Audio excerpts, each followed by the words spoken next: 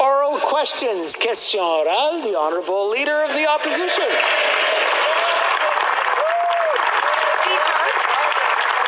Almost 2 weeks since the beginning of this impasse. We all want the protests to end and these Canadians to feel like they've been heard and respected. But now critical infrastructure is being restricted. Why? Because of this Prime Minister's failure. I've asked the Prime Minister to meet with me and the other opposition leaders in good faith to try to find a way forward from this impasse. He didn't answer yesterday. He hasn't answered to date. I'm going to ask him again. Will he meet with us? Right Honourable Prime Minister. Mr. Speaker, the Conservative Party of Canada has spent the last 2 weeks endorsing and enabling these blockades across the country. The leader of the Conservative Party and her team have been their biggest champions, even promoting their fundraising. The consequences of these actions are having dire impacts. They're impacting trade, they're hurting jobs, they're threatening our economy, and they're obstructing our communities. I am focused on ending it. I hope the Leader of the Opposition will maintain her current position and continue to call for an end to these blockades. The Honourable Leader of the Opposition. Continues to blame others for things that he's responsible for. Today, he actually has a chance to do something for Canadians. We have a motion before this House that would tell the government to let Canadians know when they are going to end these restrictions. 2 years into this pandemic, and given the current circumstances, it's not an unreasonable request. Canadians deserve a Prime Minister who's willing to follow science and lift the restrictions. Even his own Liberal MPs agree with us.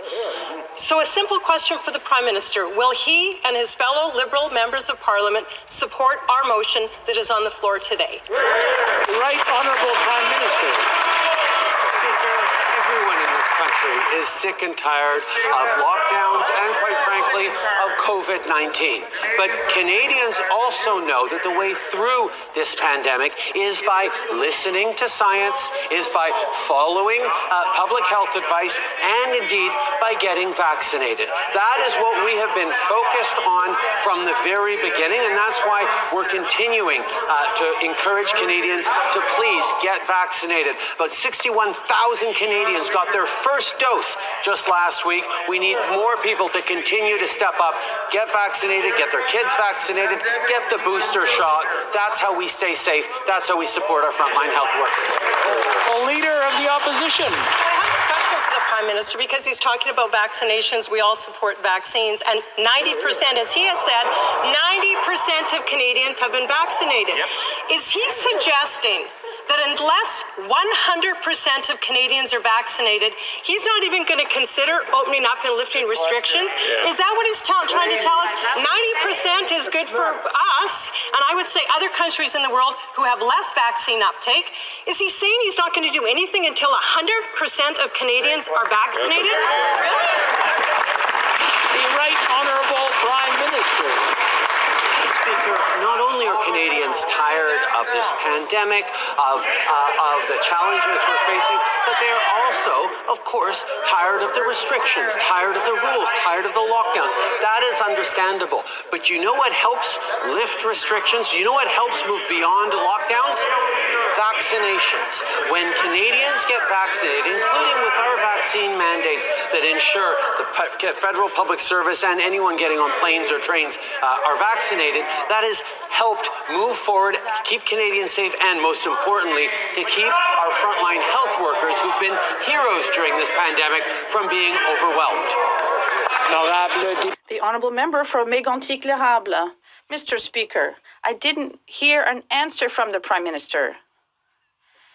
Canada has one of the highest vaccination rates in the world. Over 90% are vaccinated, as the Prime Minister has said himself.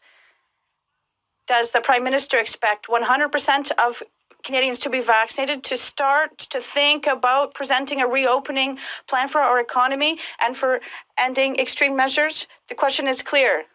Is that the Prime Minister's objective, to wait for 100% of Canadians to be vaccinated to start giving people hope again? Yes or no? The Right Honourable Prime Minister. Mr. Speaker, the Conservative Party of Canada has spent the past 2 weeks approving and encouraging these protests across Canada. The Conservatives were their biggest spokespeople. They even helped to fundraise for these blockades.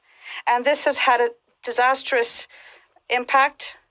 Our jobs, our businesses, blockades in communities have hurt families. And I hope that the Conservative Party will continue with their current position today and continue to call for an end to these blockades. The Honourable Member for Mégantic-L'Érable. Thank you, Mr. Speaker. And I hope that the Prime Minister won't hide away once again like he did for the past 2 weeks, and he will be present so that he can speak and listen and make sure that we can end these protests. We want these to end. We want the end of these protests to end, but we want him to commit to presenting a plan to Canadians. We want this Prime Minister make sure that all levels of government here in Canada present a reopening plan to the population. How come he is still refusing to listen to Canadians and to present a plan and to give Canadians a bit of hope? The Right Honourable Prime Minister.